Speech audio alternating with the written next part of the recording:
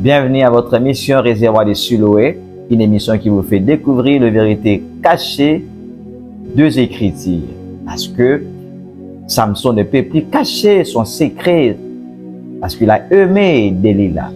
Samson peut cacher son secret à tout le monde, mais sauf à sa femme, à qui il a manifesté son amour. Voilà pourquoi même Jésus-Christ pouvait parler en parabole, prêcher en parabole devant les pharisiens, mais quand il s'est tourné vers ses disciples, il leur expliquait clairement. Voyez-vous? Et c'est le temps que nous sommes. Aucune chose ne peut rester un mystère.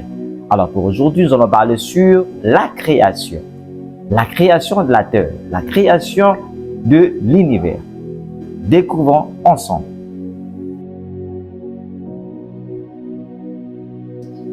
Par rapport à la création, la Bible dit dans Genèse, chapitre 1, le verset 1er, « Au commencement, Dieu créa les cieux et la terre était informe et vide, et l'Esprit de Dieu s'est mouvé au-dessus des eaux. » Alors, pour comprendre très bien ce verset, dès la création, nous devons lire aussi Job.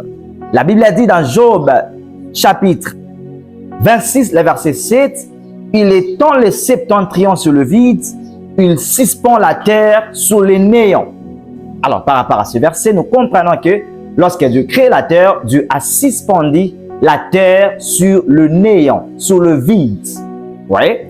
Alors, je vais d'abord expliquer le vide avant d'entamer l'œuvre de la création. Parce que l'œuvre de la création était pour couvrir ce vide. Voyez-vous? Parce que Dieu d'abord créa le vide et ensuite il créa la terre. Que l'œuvre de la création pour couvrir ce vide. Alors, où était Dieu et qui était Dieu dans ces vides? Là, un homme me répond, parce que Dieu est un répétiteur. Il n'y a rien de nouveau sur la face de la terre, comme le sage Ecclésiaste le dit. Dans Ecclésiaste chapitre 1, le verset 9, il dit, ce qui a été, c'est ce qui sera. Et ce qui se fait, c'est ce qui se fera. Il n'y a rien de nouveau sous le soleil. Voyez-vous, il n'y a rien de nouveau sous le soleil. Alors, dans ce vide-là, il y avait quoi? Jean me répond. Dans Jean chapitre 1, le verset 1, la Bible dit, « Au commencement était la parole, et la parole était avec Dieu. » Attention, le commencement ici n'est pas le commencement de la création. Le commencement ici, c'est l'éternité. C'est que Proverbe nous dit, donc, Proverbe chapitre 8, le verset 23, « J'ai été établi depuis l'éternité, dès le commencement, avant l'origine de la terre. » C'est-à-dire le commencement de Jean chapitre 1, le verset 1, c'est l'éternité. Dans l'éternité, Dieu était une parole. Vous voyez? C'est que Jean nous explique que Dieu est parole. Au commencement était la parole. Au commencement était la voix. C'est cette voix-là qui a rempli ce vide par l'œuvre de la création. Voyez-vous? Alors, qu'est-ce qui s'est fait encore? Lorsque je vois une famille, Dieu répète le même scène avec Abraham. Attention, lorsqu'on parle de vide, on parle du désert. Parce qu'un désert, c'est un lieu où il y a rien. Il n'y a absolument rien. Voyez-vous, on ne trouve rien dans ces déserts. Et c'est aussi semblable à une femme stérile. Parce que lorsqu'une femme est stérile, il n'y a rien. Il n'y a pas la vie. Quand je parle de la femme stérile, je vois une famille. C'est la famille d'Abraham. Je vois une femme qui s'appelle Sarah. Sarah était une femme stérile. Donc, Sarah est semblable à une terre déserte et semblable à ces vides parce qu'il n'y avait pas la vie.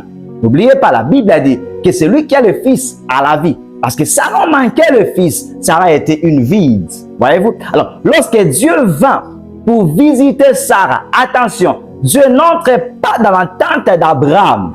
Dieu était resté sous l'arbre. Lorsqu'Abraham est parti, il a accueilli Dieu, il a reçu. Il a montré la générosité. Mais attention, Dieu n'était pas entré dans la tente d'Abraham. Dieu était resté sous l'arbre parce que Dieu est demeuré dans le vide pour le remplir. Voyez-vous, Dieu a parlé. Attention, Sarah n'était pas sortie. Sarah était dans la tente. Mais Sarah a écouté la voix de Dieu. Voyez-vous, Dieu a crié pour remplir le vide qui était dans Sarah. Voyez-vous, c'est exactement ce qui s'est fait avec Jean-Baptiste. Parce que Jean-Baptiste est la voix de celui qui crie dans le désert. Voyez-vous, dans le désert, c'est le vide. Jean est une voix qui crie pour remplir ce vide. Alors, crier dans le désert, c'est pour que le désert se transforme à une terre habitable. Voyez-vous, Je disais que le vide, la voix qui crie dans le désert, comme Dieu au commencement criait dans le vide, c'est pour faire l'œuvre de la création. J'aimerais exhorter une personne, vous qui êtes aujourd'hui le vide, est-ce que Dieu, lorsqu'il parle de ces choses, il parle seulement de vide, il parle seulement de désert? La Bible dit que ces choses ont été écrites pour notre instruction. Dieu ne parlait pas seulement de la création comme des vides et des hommes, mais Dieu parle aussi des hommes sans vie. Parce qu'une personne qui n'a pas la vie est semblable à un vide, est semblable à un désert. Et nous, les hommes de Dieu, nous avons l'obligation de parler, de crier, en fait, que ces gens-là qui sont le vide, ces gens-là qui n'ont pas de vie, ces gens-là qui n'ont pas reçu Jésus comme étant leur Seigneur et Sauveur, puissent les recevoir afin que leur vide soit comblé. Voyez-vous? Et aussi, le vide n'est pas seulement de personnes qui n'ont pas de vie. C'est aussi des gens qui traversent des temps un peu compliqués, des situations difficiles. Alors, j'aimerais vous parler au nom du Seigneur Jésus-Christ et que lorsque Dieu crée le vide dans votre vie, il finira toujours par les combler. Et la foi, et soyez sûrs car Dieu est fidèle. Dieu finira toujours par combler ce vide qu'il a créé dans votre vie. Tenez bon et la foi en Jésus-Christ. Alors, pour continuer, par rapport à l'œuvre de la création, remarquez une chose. Job nous dit quelque chose de très important. Job ajoute, il dit, lorsque vous connaissez très bien l'histoire de Job, Job était une personne fidèle et intègre. Alors, le diable a demandé à Dieu de le frapper. Dieu a autorisé le diable de frapper Job. Et après avoir frappé Job, Job a demeuré dans sa justice. Dans Job chapitre 38, remarquez très bien dans Job chapitre 38, Dieu répond à Job. Dieu pose à Job certaines questions. Dieu répond à Job par des questionnements pour lui démontrer sa grandeur. Remarquez cette réponse que Dieu répond à Job. Dans Job 38, verset 6, il dit: sur quoi ces bases sont-elles appuyées? Ou qui en a posé la pierre angulaire? Dieu démontre à Job l'œuvre de sa création, notamment la terre. Il dit, sur quoi la terre est-elle appuyée? Et qui a posé la pierre angulaire par rapport à la terre? Voyez-vous? Nous comprenons que la terre est fondée sur une pierre. La terre est fondée et bâtie sur une pierre. Quand il ne me dit pas Amen, les psalmistes me disent Amen à ta place. Parce que dans Psaume chapitre 104, verset 5, la Bible dit, il a étendu la terre sur ses fondements, elle ne sera jamais ébranlée. Voyez-vous que la terre est posée sur des fondements. La terre est bâtie comme une maison qui ne peut jamais être ébranlée. Souvenez-vous, Jésus a dit une parabole. Il dit quelque chose, il dit, ça c'est juste une parenthèse, Jésus dit que celui qui attend mes paroles et le met à pratique est semblable à une maison bâtie sur les rocs. Voyez-vous? C'est-à-dire que la terre aussi est une maison fondée sur les rocs. Elle sera inébranlable. Alors, qu'est-ce qui nous explique ce verset par rapport à la création de la terre? Pourquoi j'ai pris ce verset, bien le Seigneur Jésus-Christ? J'ai pris ce verset pour vous montrer l'immensité de la grandeur de Dieu et le mystère caché par rapport à ce verset.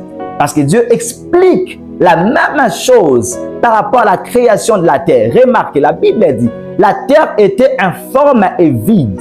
Et l'Esprit de Dieu s'est mouvé au-dessus des eaux. Voyez-vous, il y a l'Esprit de Dieu qui se mouve au-dessus des eaux. Il y a les eaux. Mais attention, ce n'est pas fini. Parce qu'au troisième jour, la terre comme continent est sortie des eaux. Voyez-vous, nous avons la terre comme continent.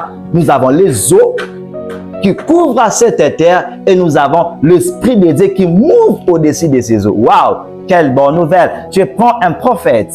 La Bible parle des prophètes Ézéchiel. Ézéchiel chapitre 37, le verset 4 à 5, la Bible dit. Lorsque Ézéchiel, Dieu dit à Ézéchiel, il les transporte en esprit. Il se retrouve, bien le Seigneur, parmi les ossements desséchés. Et Dieu lui dit de prophétiser. Lorsque Ézéchiel prophétise, regardez très bien, il prophétise sur ces ossements desséchés. Il y a un os qui est desséché. Lorsque Ézéchiel prophétisait, Dieu dit par rapport à cette prophétie, je vous couvrirai de la chair, vous aurez la peau.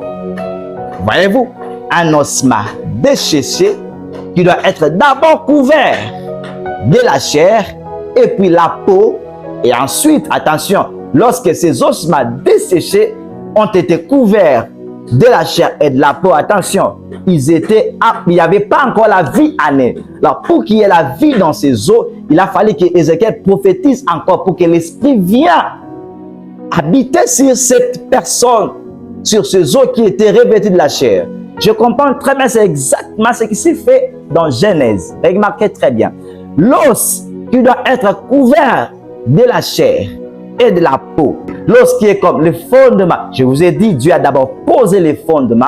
L'os qui est d'abord les fondements. Alors, ces fondements doivent être couverts d'abord de la chair, qui est comme la terre, et puis la peau, qui est comme l'eau. Et ensuite, Dieu soufflera l'esprit sur cette personne. Voyez-vous, ça c'est l'esprit qui se mouve au-dessus des eaux.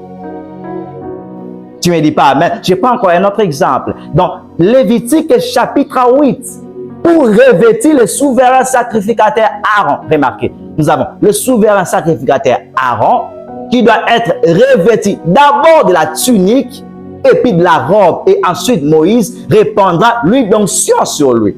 Voyez-vous, le souverain sacrificateur Aaron comme étant les fondements, la tunique comme étant la terre, et puis la longue robe qui est comme les eaux, et ensuite l'huile d'onction sera sur lui comme l'esprit qui se mouve au-dessus des eaux. Le temps me manquera, bien le Seigneur, pour parler de Salomon, parce qu'après avoir bâti sa propre maison, Salomon bâtira alors les temples, et alors il priera pour que Dieu visite, descende dans ces temples, et il y aura le fait que Dieu avait visité dans ces temples de Salomon.